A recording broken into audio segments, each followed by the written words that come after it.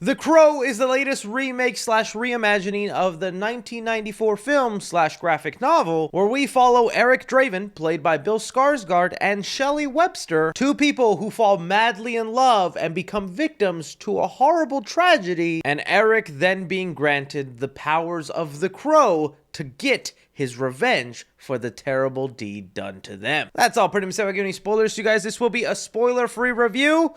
I can't believe this movie's actually out now. Whether you're a fan of The Crow or not, if you've been at all in the movie space for the last 10 years, you will know this Crow movie has been trying to get made for a very long time. It's had a number of stars come in and out of the project, from Jason Momoa, Bradley Cooper, so many recognizable, interesting faces that maybe could have done something interesting, landing on Bill Skarsgård, who I actually think is a fine choice. I like Bill Skarsgård as an actor, and I feel like he could definitely pull off the role of the Crow. But there was some immediate hesitation and pushback from fans when we found out it was trying to remake the original but also reimagine the novel that it's based off, which I honestly do think was the wrong way to go about this, because the Crow story in of itself, you could literally just tell any story with the basic premise of the Crow attached and probably do a very good job. There's no need to go back to that original film that is not only beloved but cemented in history for the tragic passing of Brandon Lee. Whatever the case, they pushed forward, and man, we were gifted some really interesting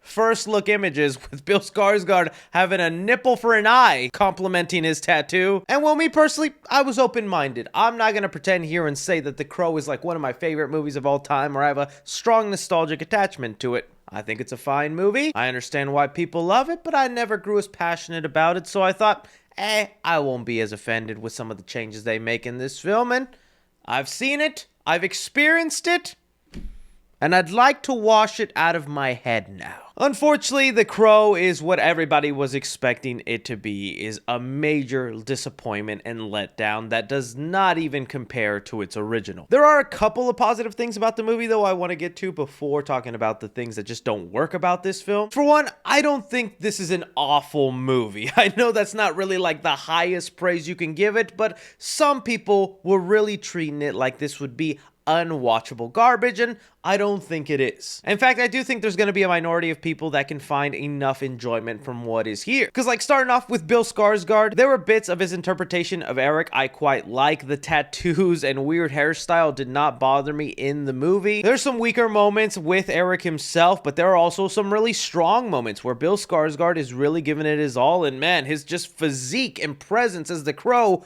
really strong. Probably the biggest praise I'm going to give the movie is some of the bloody action sequences that go about in this film. That's going to be some of the stuff that's maybe going to be worth the price of the ticket alone, is seeing some of the bloody violent scenes that happen once Eric Draven turns into the Crow. And while there is just this one operatic long sequence where he's just going off on a bunch of criminals, finishing them off in the most creative, fun way, yeah, there's a bit of CGI blood and VFX that kind of ruin it, but it's going to be one of those things that people are going to want to go back and check out on YouTube, because it was a pretty fun sequence, and there's a little bit of that sprinkled throughout the movie. I am going to give them props also for attempting to expand on the Crow lore and do something more than just what the original attempted to do. They don't beat for beat copy what the original did, and that's just a good thing on its own. They tried to expand on some things, add in unexpected twists with the villain that might or might not work for some, but either way, it was the movie trying to create its own path. Whether you think that was successful or not, up to you. But that's really all I can really come up with as positives for this movie. Getting on to the negatives.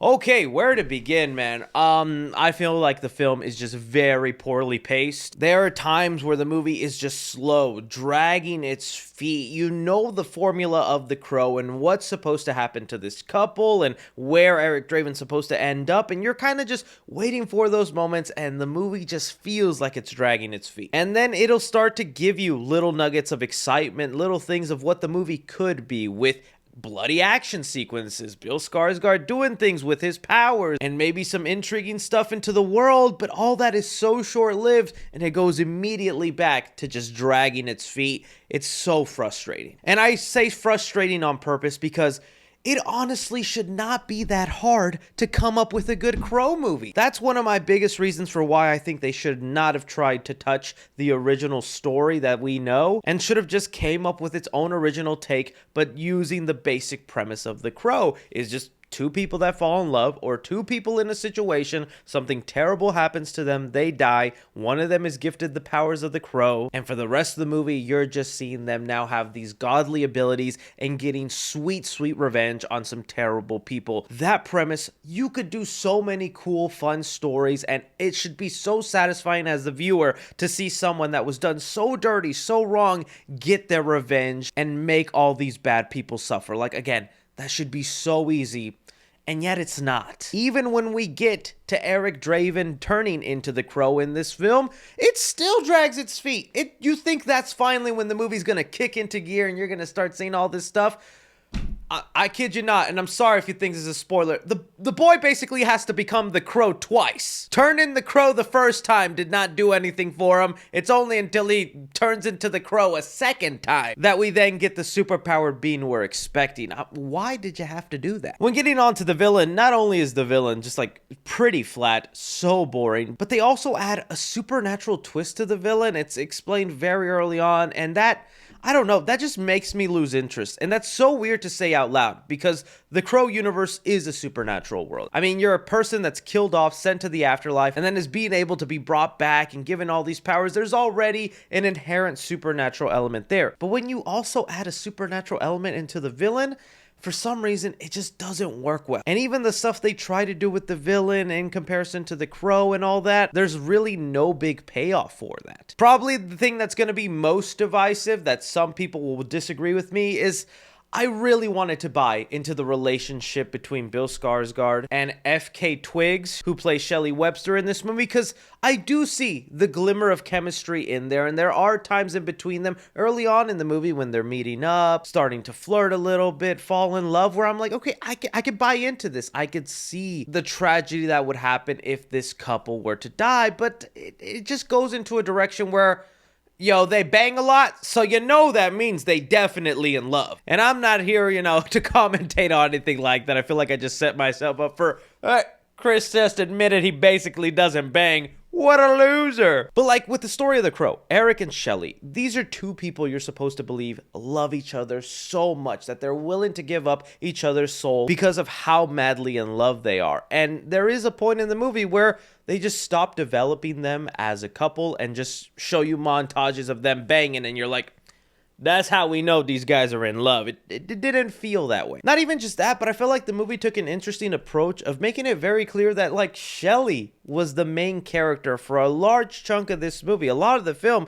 is through her perspective, and then, of course, after the tragedy happens, all of that switches to Eric, who actually didn't get much development in the movie. You get, like, small flashbacks to his past and maybe why he's not all the way there. So Eric, for a large part, is kind of just like a mystery. I'm also going to say I'm not a big fan of the music choices they add in here. It really just did not fit some of the stuff going on in the movie. Like, the songs themselves are not bad. In fact, I was bopping my head a few times, but in the context of the way they're played in the scene or with what's going on, does not fit the overall tone of the movie, specifically the opera fight scene. Like, you're setting up this grungy gothic world and you're pulling in songs from all sorts of genres, and then the biggest action scene is an opera song. Like, it just does not mesh well. I already commented on the VFX sometimes ruining some of the more bloody action-packed scenes, and yeah, you're gonna get a pretty questionable VFX Crow all throughout this movie, along with a couple of backdrops that just make the world look fake and unimmersive. Like, that original Crow